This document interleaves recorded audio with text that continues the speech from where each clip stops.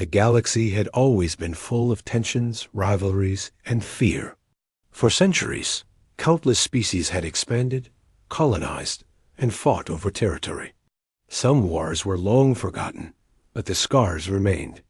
So when humans first joined the interstellar assembly, many older civilizations were curious, skeptical, and even dismissive. They had heard stories about humanity, young, inexperienced, and impulsive.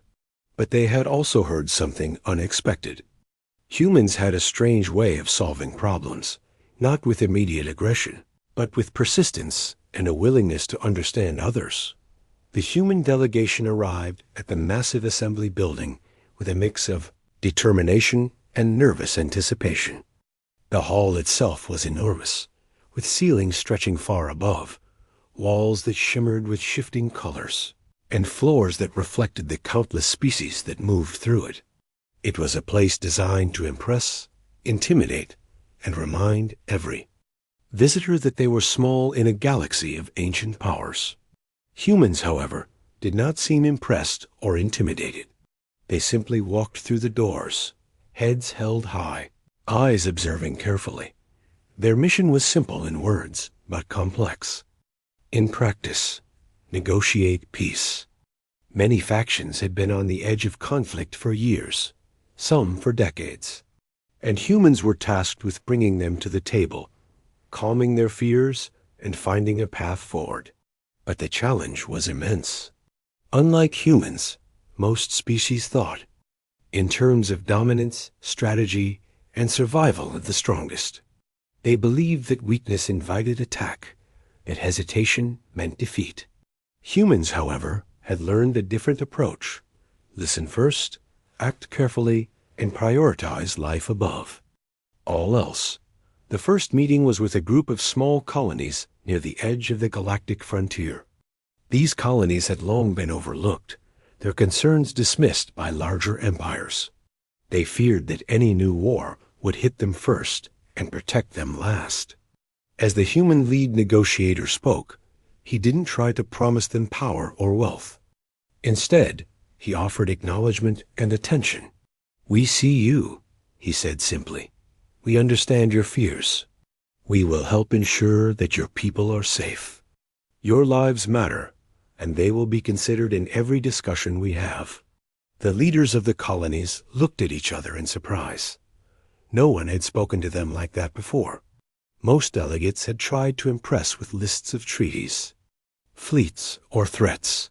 Humans had offered nothing but listening, acknowledgement, and a clear commitment to protection. And that was enough to earn trust. From there, the humans moved to meet a coalition of scientific alliances. Scientists from different worlds feared that conflict would destroy their labs, erase decades of work, and limit knowledge for generations. Humans approached them with a different idea: cooperation. "Your work is valuable," they said.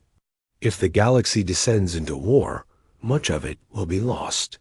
But if we work together, share resources, and protect your research, your knowledge can survive and even help many more people." The scientists, usually reserved and cautious, began to relax. They asked questions, proposed ideas, and even suggested joint projects that could be overseen by humans. Humans listened to every concern, validated every question, and responded with practical, achievable solutions. By the time the meeting ended, the scientists were not just hopeful, they were inspired. Not all meetings were so easy. The humans soon faced the most difficult faction, the hardline empires. These were species who measured power by strength, territory, and history. They were proud, unyielding, and known for their impatience with negotiation. When the humans entered their chamber, the temperature seemed to drop. The air grew tense. Every gesture, every glance from the alien leaders was a test. One of the Empire leaders leaned back and said bluntly, "Humans, you are too soft. You speak of words, discussion, and cooperation. Words do not conquer stars. Strength does." The humans did not flinch. They did not raise their voices or respond with threats. Instead, the lead negotiator asked quietly, "If not words, then what?" The question hung in the room. For a moment, even the most proud empires paused. No one had asked it before. Humans continued, explaining that cooperation did not mean weakness, that dialogue could prevent needless loss, and that shared interests could create far more stability than fear or dominance ever could. The empire leaders were skeptical. They whispered to each other, their voices low and tense. Some smirked, others narrowed their eyes. They had expected to intimidate humans, to see fear in their eyes, or at least confusion. Instead, humans were calm, clear, and unwavering. After leaving the hardline empire chamber, the humans walked down the long corridors of the assembly building. One of the junior delegates, exhausted and worried, whispered, "Do you think they'll ever take us seriously?" The lead negotiator paused, looking around at the flowing delegates, the strange shapes and faces, and the galaxy beyond the windows. "We don't need everyone to take us seriously," he replied quietly. "We only need to keep trying, and to keep doing what is right. That is enough." The rest of the day involved more meetings with merchants, local governors, and smaller factions. Some were anxious about trade routes, fearing blockade or plunder. Others worried about cultural disputes and misunderstandings that could easily spiral into conflict. Humans approached each group individually, offering realistic solutions, listening to fears, and proposing cooperation rather than competition. By evening, the human delegation returned to their quarters, tired but reflective. They reviewed every discussion, every proposal, and every reaction. Some delegates had shown openness. Some had shown skepticism. Some had actively resisted their efforts. But the humans were patient. They understood that change did not happen overnight, and that trust could not be demanded. It had to be earned. Late at night, when the assembly building was quiet and most delegates had retreated to their ships or quarters, the humans gathered in a small conference room. Maps, charts, and messages from the day lay scattered across the table. No cameras, no observers, just humans, strategizing for the next day. "We cannot control how others will react," the lead negotiator said. "We can only control what we do. And what we do is protect, listen, and act with courage. That is our strength." His words hung in the air, heavy with responsibility. The team nodded. They knew tomorrow could bring more challenges. The hardline empires might escalate. Tensions. Smaller factions might panic. Rumors could ignite fear. But humans had a principle that guided every action. Life mattered. Every choice, every plan, every word was rooted in that principle. Before sleep, messages continued arriving. Some were supportive. Some questioned human motives. A few were openly hostile. But the humans responded with clarity, patience, and careful planning. They did not react with anger, and they did not retaliate. They only focused on what mattered, ensuring safety, building trust, and keeping hope alive. As the city outside the assembly building quieted and the stars reflected in the vast windows, the humans knew one thing: the galaxy was watching. Every movement mattered, every decision would ripple across systems, and every gesture could inspire or terrify. Yet they also knew that their actions, patient, deliberate, human-centered, could create something unprecedented. For the first time in many years, across multiple star systems, hope was quietly returning. Not hope for dominance, not hope for power, but hope for life, for safety, for understanding. And that hope, fragile as it was, rested in the hands of humans young, underestimated, but determined to make a difference. The first day of talks had ended, but the real work was only beginning. Humans would continue to listen, continue to act, and continue to face challenges that others would shy away from. They would be judged, tested, and perhaps mocked. Yet every step forward would be proof of their unique approach, courage without aggression, strength without force, and leadership defined by empathy and responsibility. And as the galaxy slept, under distant stars, humans prepared quietly for the next day, knowing that tomorrow would be harder, but believing that every life they protected was worth every risk, every challenge, and every sleepless hour. The days after the first meeting were long and heavy, and the human delegation barely slept. They moved from one discussion to another, trying their best to hold the peace talks together. Every table they sat at felt like a test. Every conversation felt like walking on a thin bridge that could break at any moment. But they kept going because they knew the whole galaxy was watching them. It didn't matter that humans were the newest species in the Alliance. What mattered was that they still believed peace was possible. The humans understood, something many older civilizations had forgotten. Most conflicts start from fear, not evil. And fear could be calmed if someone was patient enough to listen. That is what humans did. They listened more than they spoke. They tried to understand every side, every worry, every hidden pain behind the arguments. At the start of the day, the humans met with a group of small colonies living near the border. Zones. These colonies felt ignored by the big empires. They were scared that if a war broke out, they would be the first ones hit and the last ones protected. The human lead negotiator spoke softly, promising that Earth would push for stronger safety guarantees for everyone, not just the powerful nations. The colony leaders looked relieved. Someone finally made them feel seen. Right after that, the humans met with a scientific alliance that wanted more research freedom. They feared that a new war would destroy their labs, cut funding, and end years of hard work. The humans supported them too, suggesting joint research programs that could include multiple species. The scientists immediately warmed up to the idea. It made them feel hopeful, and the humans noticed that their tone changed from defensive to excited. But not everyone greeted humans with warmth. By noon, the delegation faced the hardest group, representatives from several powerful empires known for their harsh rules and pride. These empires saw negotiation as a sign of weakness.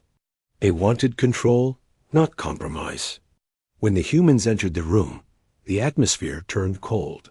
A few alien leaders exchanged glances and smirked as if they already knew what they thought. Of humans, one of them leaned back in his chair and said something that echoed through the room. Humans are too soft for this galaxy. You try to solve everything with words. Words don't change the stars. The humans didn't react. They didn't show anger or frustration. They simply asked calmly, if not words, then what will? That question silenced the room for a moment. Some of the alien leaders narrowed their eyes, unsure if the humans were being bold or foolish. But the humans continued speaking in the same calm tone, explaining how cooperation could benefit everyone. They talked about trade, shared resources, safe travel routes, and the chance to avoid countless losses. The hardline leaders didn't appreciate it. They exchanged mocking looks, whispering to each other like the humans were naive. One of them commented that Earth was too young, too inexperienced, too emotional to understand the galaxy's reality. Still, the humans stayed respectful. They kept their focus on the goal rather than the insults. They knew they couldn't afford to lose. Control, if they showed even a hint of aggression, it could be twisted against them. So they stayed patient, even when the other side acted dismissive. After leaving that tense meeting, the humans walked back through the long hallway of the assembly building. One of the junior members of the human team whispered, "Are we really getting anywhere?" The lead negotiator didn't respond immediately. He looked around at the different alien species passing by, all carrying their own fear, pride, or hope. "We keep going," he finally said. "Someone has to." The rest of the afternoon continued with more discussions. Some meetings were productive. Some were frustrating. But every time things started shifting toward anger or hopelessness, the humans pulled the tone back to reason. They reminded everyone that war would break far more than it fixed. They kept repeating the idea that peace wasn't weakness. It was survival. In one room, the humans met with a group of merchants who worried about losing their trade routes. They feared their families would starve if borders closed. The humans suggested opening a neutral trade corridor that no empire controlled, which made the merchants feel relieved. They left the meeting more optimistic than they entered. In another, they spoke with a group of young diplomats from distant star systems. These diplomats were nervous and afraid of saying the wrong thing. Humans reassured them, telling them that every voice mattered. For the first time since they arrived, the young diplomats smiled. They even said they felt more confident knowing humans were involved. But as the day ended, trouble returned. Word spread that the hardline empires were meeting privately, refusing to let anyone else join the discussion.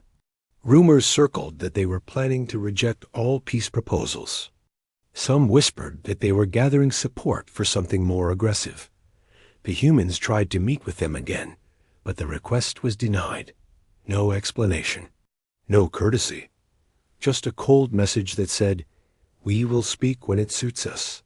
That was the moment the humans realized the situation was more unstable than they originally believed. If the talks collapsed, it wouldn't be by accident. It would be because certain groups wanted them to fail. Later in the evening, the human delegation gathered in their own meeting room. They removed their formal coats and sat around a small table, exhausted. No cameras were present. No alien observers. Just humans trying to understand what to do next. Some of them worried that no matter how much effort they put in, the talks would collapse anyway. Others believed they still had a chance if they pushed even harder the next day. Arguments rose, but stayed controlled. Everyone cared deeply. They just had different ideas about what peace looked like. Finally, the lead negotiator spoke again, quietly but firmly. "We came here to prevent a war. If others want conflict, that's their choice. But we promised the galaxy we would try. So we keep trying. We don't give up because someone mocks us. We don't stop because someone thinks we're soft. We are here because we believe life matters. That's enough." There was a long silence before the rest nodded. They knew they weren't the strongest species. They didn't have the oldest history or the largest fleets. But they had determination, empathy, and a sense of responsibility. That was their strength. Before leaving for the night, they prepared one more set of proposals, ideas for shared patrols, emergency councils, cultural exchange programs, and cross-species citizen protections. They wanted to present them to as many groups as possible the next morning. They hoped these ideas would show that peace could benefit everyone, not just a few. As they worked, messages continued arriving. Some were supportive, some were skeptical, and some were openly hostile. But the humans didn't let it distract them. They kept typing, rewriting, adjusting, and planning. By the time the building lights dimmed, the humans were among the last delegates still awake. The galaxy might not trust them yet, but they were earning respect in small ways, one conversation at a time. Outside the large assembly hall, the stars looked calm, unaware of how close everything was to falling apart. The humans paused to look at them before heading to their quarters. They quietly hoped that tomorrow would bring progress, not chaos. But deep down, they felt something else too. A strange silence had settled in the halls earlier that evening. Something was shifting. Something was being planned in shadows. And even though humans didn't know what was coming next, they sensed it. They sensed that tomorrow would be different, much more different than anyone expected. The next morning, the human delegation arrived at the assembly hall earlier than usual. The air felt heavier than the day before. Whispers traveled quickly, and the tension was thicker. The humans could feel it in every glance, every subtle shift. of posture from the alien delegates. Something was about to break, and it might not be possible to hold it together. For hours, they moved from meeting to meeting, presenting compromise proposals, safety plans, and trade ideas. Many smaller factions listened and nodded, some even smiled. But the humans noticed the hardline empires had grown quieter, their eyes sharper, their postures more rigid. They no longer openly mocked the humans, but their silence was far worse. It was a warning dot. By mid-morning, the human lead negotiator requested a full assembly meeting. He wanted all major factions in one room, hoping that face-to-face discussion could calm the rising tension. As the delegates arrived, the room became a mixture of different species, shapes, and sizes. Some were tall and thin, others squat and armored. Their faces and expressions were unfamiliar, but the humans had learned to read the subtle cues: fear, frustration, pride, and doubt. The session started with formal greetings, which felt stiff and forced. Every delegate took their turn speaking, some repeating points from yesterday, some raising new grievances. The humans listened carefully, taking notes, nodding respectfully, and asking clarifying questions. They avoided interruption, knowing that even a single misstep could escalate things. Then, without warning, the hardline empires stood together. Their leader, a tall, silver-scaled figure, raised his hand. "We find this discussion pointless," he said, his voice echoing in the hall. "We will leave this assembly. Negotiation is a game we no longer wish to play." The room froze. Other delegates whispered among themselves, shocked and confused. Some smaller empires tried to protest, but the hardliners did not respond.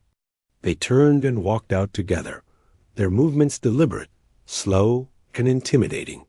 The doors closed behind them with a metallic clang that echoed through the chamber. For a moment, no one spoke. The silence was heavy and almost unbearable. Then one of the younger delegates from a faraway colony whispered, "Does this mean war?" The humans did not panic. They didn't raise their voices. They simply observed and thought carefully. They understood that the hardliners' departure wasn't just a refusal to negotiate, it was a challenge. The galaxy was watching, and every reaction mattered. One wrong move could trigger chaos. The human lead negotiator stood and addressed the room calmly. "Their departure is their choice. It does not end our work. Peace is still possible if we focus on those who want it. We will continue because our goal is not to control others. It is to protect life." Some delegates looked at him with surprise. They were used to leaders who shouted, threatened, or demanded obedience. But the human's quiet confidence had a strange effect.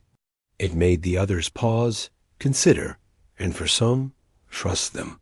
Despite their calm, the humans knew they had to act quickly. With the hardliners gone, there was a risk that smaller factions might panic or lose faith. They immediately began reaching out to the delegates who remained, one by one, explaining that there was still a path forward.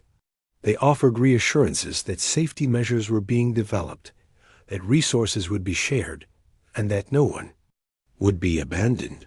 Some of the smaller empires looked skeptical. They had witnessed so many treaties collapse in the past.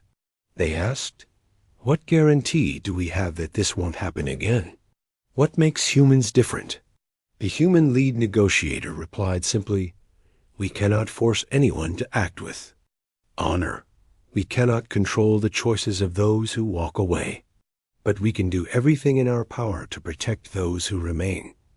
That is what makes us different. That is what makes our promise real." By mid-afternoon, news arrived that the hardline empires were not just leaving. They were moving their fleets to strategic border positions. Whispers spread that they were preparing for possible conflict. Panic began to ripple through some factions. Civilians in nearby systems were already sending messages to their leaders, asking if evacuation plans were being considered. The humans knew they had to calm the fear, but they also had to remain honest. They didn't promise to stop the hardliners. They couldn't, but they offered a plan that no one had expected. They proposed a joint civilian protection network, where ships from willing empires would move to protect neutral systems. Medical fleets, food supplies, and emergency shelters would be placed in areas most at risk. The response was mixed. Some delegates were inspired. Others were suspicious. Are humans trying to threaten us with their fleet? One elder asked. Narrowing her eyes, the human lead negotiator shook his head slowly. This is not a threat. This is preparation to help those in danger. If anyone chooses to fight, it will not be our fight. But we will not let civilians suffer because of others. Choices. The room was quiet again, but this time there was a sense of awe. Some delegates had never seen a leader speak with such calm determination, without fear or anger, yet still command respect. By late afternoon, smaller empires began to approach the humans individually. They asked questions about resources, logistics, and timing. They wanted to know how many ships would be deployed, how fast supplies could arrive, and which systems were prioritized. The humans answered each question carefully, never exaggerating or promising more than possible. In one meeting, a representative from a distant water world asked nervously, "If the hardliners attack, will we survive?"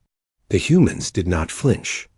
They explained, step by step, how they would evacuate civilians, set up safe zones, and coordinate with local authorities.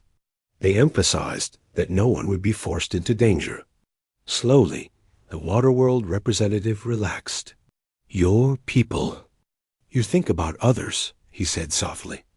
It is strange, but I like it. Even the skeptical delegates began to whisper among themselves, asking, who are these humans? Why do they care so much? Despite the growing trust, the humans didn't celebrate. They were aware that the situation could change in an instant. The hardliners' fleets were still in motion. They might strike at any moment. But the humans stayed focused on what they could control, the safety of others, and the possibility of dialogue with those who wanted peace. As evening approached, the assembly hall was quieter. Many delegates had left, returning to their ships or homes. The humans stayed behind, reviewing reports and adjusting plans. Their team was exhausted, but no one complained. They understood the stakes. They were aware that their every move would be analyzed, recorded, and remembered. The lead negotiator paused for a moment, looking around at his team. We are not the strongest in the galaxy, he said quietly. We are not the oldest. We do not have fleets to intimidate others. But we have something else. We care. We listen. We act when it matters. That is enough to change the course of events. That is enough to hold the line. The team nodded, tired but determined. They knew tomorrow would bring more challenges. The hardliners' departure had shifted the balance. They had to be ready for anything. But they also knew that their approach, calm, careful, human-centered, had begun to make a difference. Before leaving the hall, they sent one more message to all delegates, and offered to meet again the next day to discuss the protection of civilians, trade continuity, and shared resources. They kept the message simple, respectful, and firm. Help would be provided to those who wanted it, without force or threat.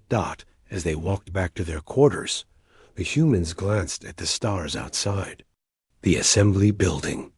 They reflected on the day's events, the tension, the fear, the unexpected moments of hope.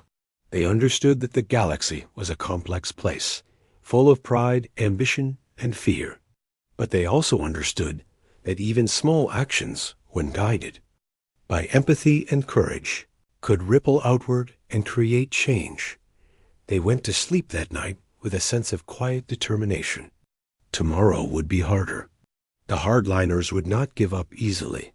The smaller factions might waver. and unforeseen challenges were certain to appear. But the humans knew one thing with complete certainty. They would not give up. They would continue to speak, listen, and act, not for glory or power, but because they believed in the value of every life. And in a galaxy filled with fear and uncertainty, that belief was more dangerous and more powerful than any weapon. The day after the hardline empires walked out, the assembly hall felt emptier, quieter, but heavier. The humans arrived early, noticing the tension in the air. Rumors were spreading faster than ever, some exaggerated, some true, some outright fear-driven.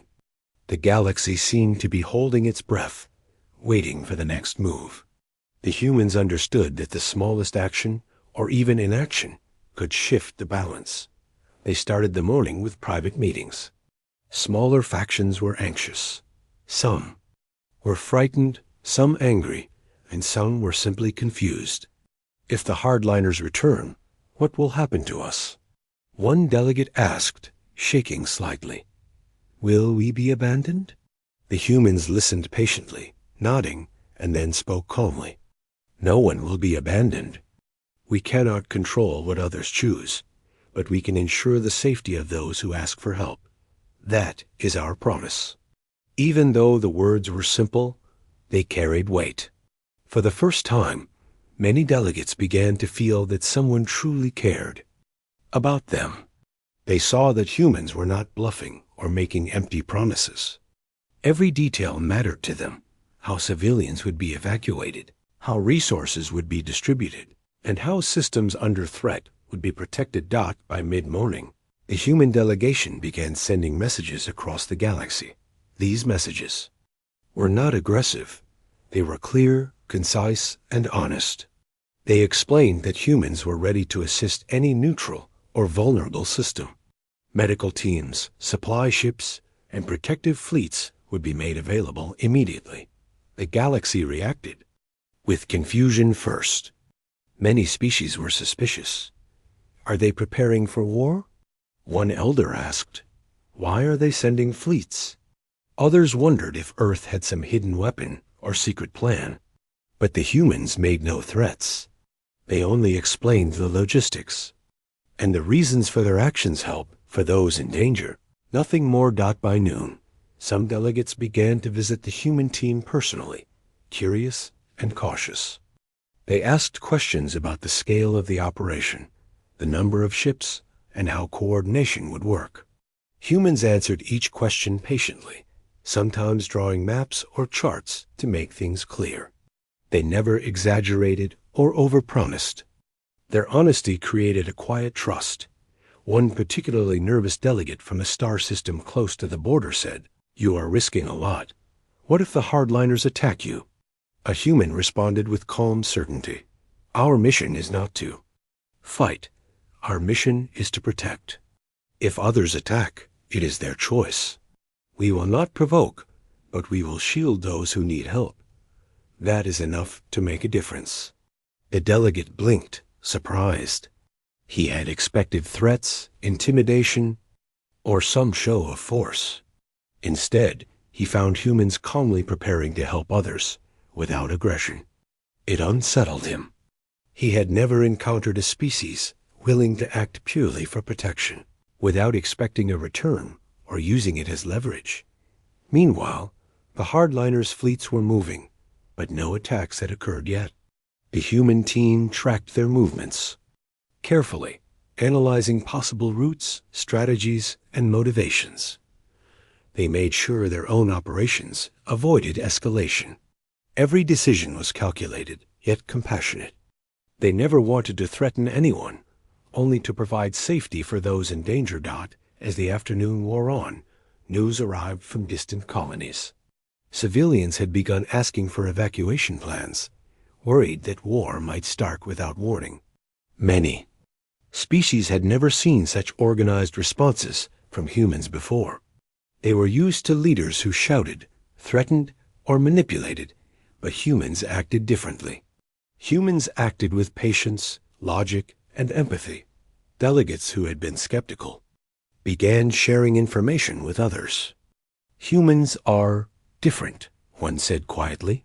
They care about life, not power. They are preparing to protect, not to conquer. Others nodded, whispering among themselves. The humans, however, did not let compliments distract them. They worked tirelessly, coordinating with multiple systems to ensure supplies, medical aid, and transport were ready. Their focus was entirely on protecting civilians, not on glory or recognition. They believed that the true measure of leadership was action, not words. In one emergency session, a delegate asked, "If the hardliners attack first, what can we do?" The humans replied, step by step, showing evacuation routes, emergency shelters, and safe corridors. They even included strategies for sending critical supplies to remote systems. Each plan was realistic, and each was designed to save lives, not to intimidate anyone. By evening, smaller factions began to show signs of hope. They saw that humans were dependable. They saw that humans were calm in crisis. And they saw that humans were willing to act for the benefit of everyone, even if it was difficult or dangerous. Even the press from various systems began reporting on human actions, though cautiously at first. Headlines varied, some neutral, some positive. A few commented on the unusual nature of humans, how they worked tirelessly without seeking reward, how they prepared for protection instead of war, and how they listened and responded to everyone. Not just the powerful. The human delegation gathered late at night in their quarters, reviewing every update from the day. They discussed strategies, logistics, and messages sent across the galaxy. Every member was tired, but no one complained. They had learned that exhaustion was a small price for saving lives and maintaining trust. One of the younger human delegates said quietly, "Do you think it's working? Are they starting to trust us?" The lead negotiator smiled, but there was no arrogance in his expression. "Some are starting to see us as reliable. That is all we can ask. Change doesn't happen overnight. Trust takes time, but every action we take adds weight to our promise. Every system we protect is proof that we mean what we say." The team nodded in agreement. They understood that tomorrow might bring challenges. The hardliners could strike at any moment. Skeptical factions might change their minds, and unforeseen problems could appear suddenly. But they also knew that humans had created a foundation of trust, compassion, and reliability that no force could easily break. Before sleeping, they sent a final message to all delegates still active that night, a gentle reminder that human assistance was available and that cooperation could save lives. No threats, no demands, just an offer of help, clear and sincere. As they looked out of the window at the stars, the human lead negotiator reflected on the events of the day. The galaxy was unpredictable, sometimes cruel, and often unfair. But he believed in one truth. When actions were guided by empathy, courage, and responsibility, even a small species could influence the course of events. The humans were aware that their calm and deliberate approach was unusual in galactic history. Most species relied on power, fear, or dominance. Humans relied on something different: the will to protect others, the patience to listen, and the courage to act without expecting praise or reward. They understood that many would underestimate them. They understood that others would mock, challenge, or even try to manipulate them. But they also understood that fear could be countered with clarity, and chaos could be met with calm. That night, as the galaxy continued to turn silently around them, the humans rested knowing that their work was far from finished. Tomorrow might be harder. The hardliners might act. The weaker factions might waver, and the stakes could grow higher. But they also knew this. The galaxy had begun to notice them, not because of weapons, fleets, or threats, but because of their courage, their care, and their unwavering focus on life. That realization gave them strength for the challenges ahead. And somewhere deep inside, they felt a quiet certainty. No matter what the galaxy threw at them, they would face it not with anger or force, but with humanity, calmness, and relentless dedication to the protection of others. The galaxy was tense. Every star system seemed to hold its breath, waiting for what humans would do next. The hardline empires were still in their border positions, their fleets a silent warning. Smaller factions were nervous, unsure whether to flee, negotiate, or prepare for the worst. Humans, however, moved with quiet determination. They were not panicking. They were not striking first. Instead, they were preparing a response that no one expected, a response that would change how the galaxy saw them forever. For 2 full days, the humans worked without pause. They gathered data from hundreds of systems, analyzing which colonies were most at risk, where resources were most needed, and how they could provide help efficiently. They spoke with local leaders, medical teams, transport fleets, and scientists. Every question was answered. Every plan was tested. They coordinated across light years with precision, but never with arrogance. Other delegates watched with a mix of awe and suspicion. Some whispered, "Humans do not prepare for war, they prepare to protect." Others murmured, "They are making a move we do not understand. Are they bluffing?" But the humans were not bluffing.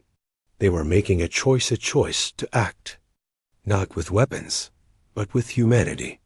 They had learned that fear often caused destruction, but courage could inspire hope.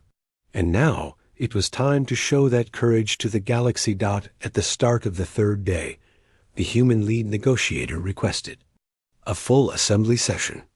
This time, every delegate was present, or at least represented by a holographic projection. The hardline empires were not there, of course. They had not yet returned.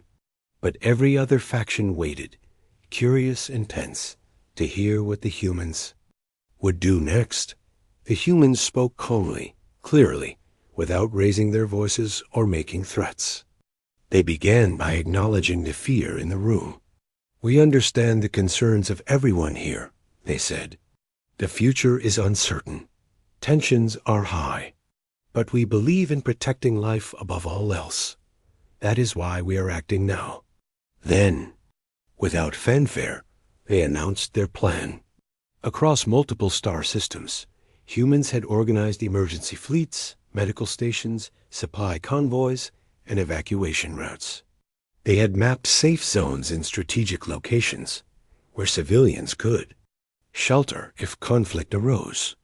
They had coordinated transport ships to move the most vulnerable populations quickly. Every detail had been prepared in advance. The room fell silent. Delegates whispered among themselves, astonished. This was not a threat. This was not a show of force. Humans were offering protection to anyone who needed it. They were not attacking anyone, but they were making it clear that no innocent life would be left exposed to danger. One elder from a distant system asked cautiously, "Are you saying that if the hardliners attack, you will protect civilians?" The humans nodded. "Exactly. We will not start a war. We will not seek revenge. We will only act to shield those who cannot protect themselves. Our purpose is life, not power." Murmurs spread throughout the hall. Some delegates were inspired. Some were skeptical. A few seemed unsettled. They had never encountered a species willing to prepare for conflict without seeking dominance or profit. The humans' approach was completely new, unpredictable, and unnerving. By mid-morning, messages were already spreading across nearby systems. Word reached civilians and local authorities that humans were organizing aid and safety measures. For the first time, people who had been living in fear of an imminent war felt a sense of relief. Families began to prepare, not for fighting, but for evacuation and shelter. Hospitals and supply depots received guidance and support from Earth's coordination centers. Some skeptics tried to question the humans' motives. "Why do you care?" one delegate asked. "What is in it for you?" The humans answered simply, "We care because it is right, because we understand what it means to fear for life, because we believe no one should suffer if it can be prevented." That is enough reason. The calm confidence of humans, combined with the scale of their preparation, began to shift the mood in the assembly hall. Delegates from smaller empires approached them with questions. How could they contribute? How could they coordinate? What resources were needed?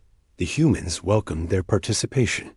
They created joint plans that included representatives from multiple species.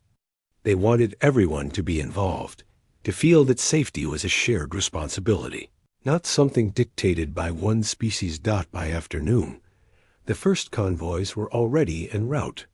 Ships loaded with medical supplies, food, water, and emergency equipment traveled to colonies in danger. Evacuation teams stood ready, trained to move civilians efficiently without causing panic. Communication networks were established so that even the most remote colonies could receive guidance in real time. Humans' calm and efficient actions began to terrify some factions, not because of violence, but because of principle. They realized that humans were not acting out of aggression or intimidation. They were acting out of responsibility. They had the courage to prepare for the worst while refusing to provoke it.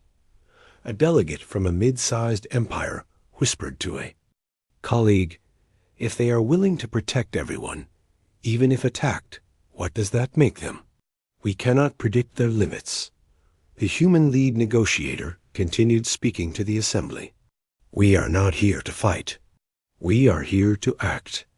Those who choose violence will bear the consequences, but we will not abandon the innocent. Every life matters. Every system matters. That is why we are acting now."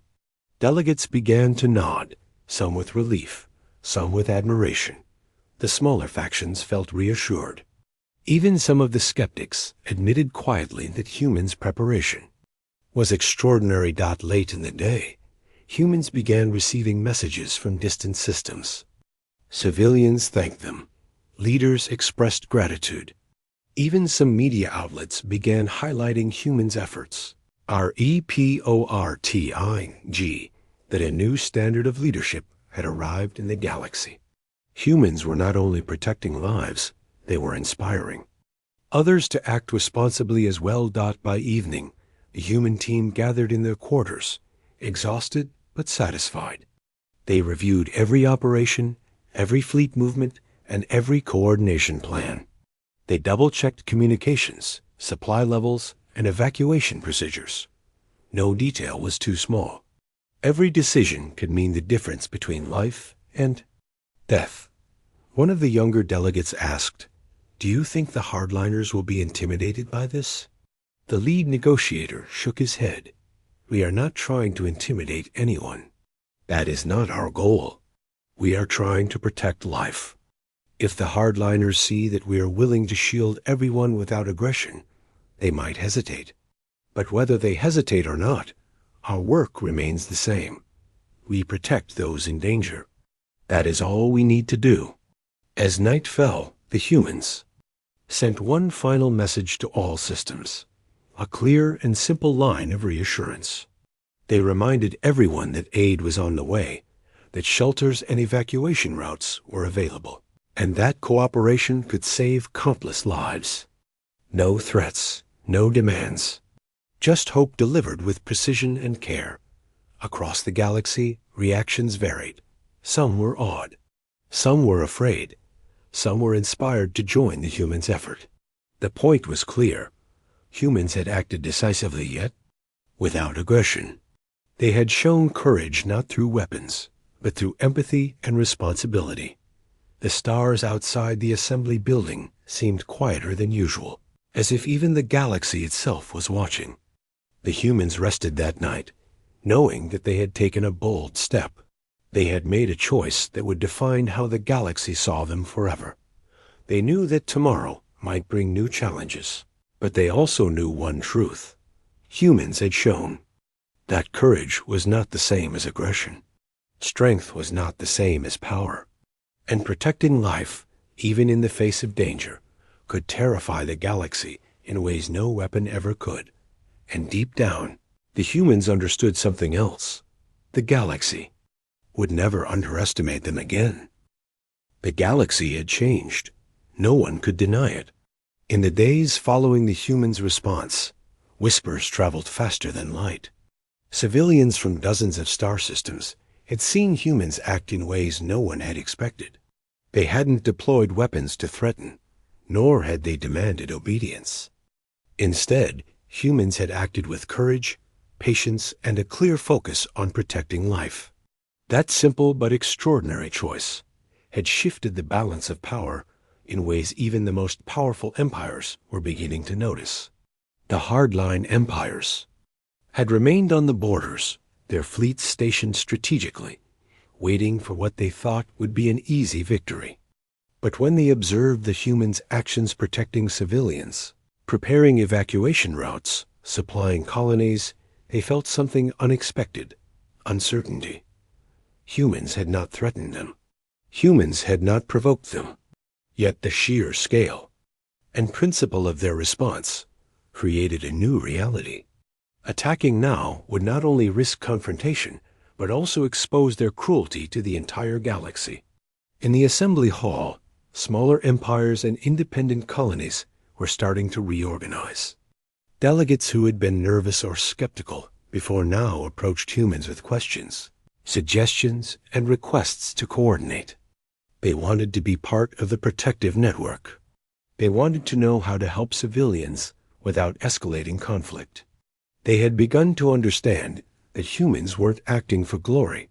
They were acting for life itself. The human delegation worked tirelessly, moving from one virtual meeting to another, explaining strategies, coordinating with fleets, and ensuring that every system had a clear plan. Every action was deliberate, every word measured. They made no speeches of triumph. They did not demand recognition.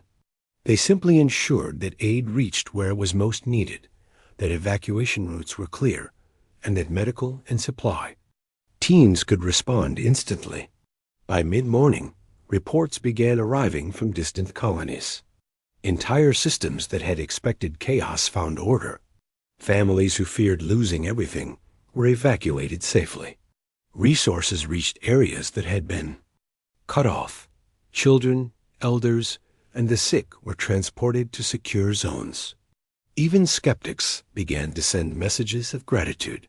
For once, the galaxy saw leadership that did not rely on fear or domination, but on responsibility, courage, and care. As the day progressed, the humans held a session in the assembly hall to outline their ongoing plan. Delegates from multiple empires gathered, some with cautious curiosity, others with admiration. Humans explained that their protection efforts would continue, that evacuation networks would be maintained, and that aid would reach anyone in danger, regardless of their allegiance. A representative from a mid-sized empire asked hesitantly, "If the hardliners see us cooperating with humans, will they attack us?" The lead human negotiator shook his head calmly. "That is their choice. But the moment anyone attacks civilians, they will not go unnoticed. Our work is not about retaliation. It is about protection. We do not threaten. We prepare. And history will remember those who harm the innocent, not those who protect them." The words left a mark.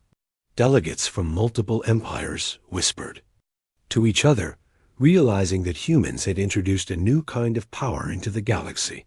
It was not brute force. It was moral authority, backed by practical action. Humans had shown that courage and principle could reshape fear itself. Meanwhile, in nearby colonies, people began to act differently. Farmers, merchants, scientists, and transport workers all volunteered to assist in evacuation and supply efforts. They had seen that humans would not abandon anyone, and that inspired them to contribute. Even small acts delivering medicine, guiding refugees, organizing shelters, created a ripple effect that strengthened the humans' network. By evening, reports from across the galaxy arrived at the human delegation's headquarters. Entire sectors were safer than they had been. In decades, civilians who had feared displacement were secure. Resources were abundant, communications were intact, and no major conflict had erupted. The humans had not used weapons to dominate or threaten. They had relied on planning, empathy, and relentless dedication. The shift in perception was noticeable. Delegates from skeptical empires now approached humans with respect. Some who had doubted them admitted quietly, "Humans are unlike anything we expected. They care about life, not victory. They are changing the rules." Others whispered that humans had created a standard that no empire could ignore, that the protection of life could itself be a form of power. Even the hardline empires could not remain unaffected. Observing humans' actions, they realized that attacking now would not only endanger themselves, but also alienate every neutral faction in the galaxy. Civilians and independent systems were protected in a way that made aggression morally costly. They were forced to reconsider, not because of fear, but because the humans' courage had created a new framework for action. Back in the assembly hall, the humans worked late into the night. They reviewed every operation, every fleet deployment, every communication channel. They made minor adjustments to ensure no system was overlooked. They did not boast. They did not celebrate. Their satisfaction came quietly in knowing that lives were being saved, that hope had returned to systems that had long been forgotten, and that the galaxy had begun to see them not as weak newcomers, but as reliable protectors. A junior human delegate asked, "Do you think this will really stop the war?" The lead negotiator looked out at the stars through the large windows of the assembly building. "We cannot control everyone's choices. We cannot stop those who are determined to fight. But we can change the consequences of their choices. If they harm the innocent, they will be judged by history. And we have shown the galaxy that protection is possible. That is enough to make many think twice." The younger delegate nodded slowly, understanding the weight of what had been achieved. Humans had not forced peace with fleets or weapons. They had demonstrated it with action, patience, and unwavering commitment to life.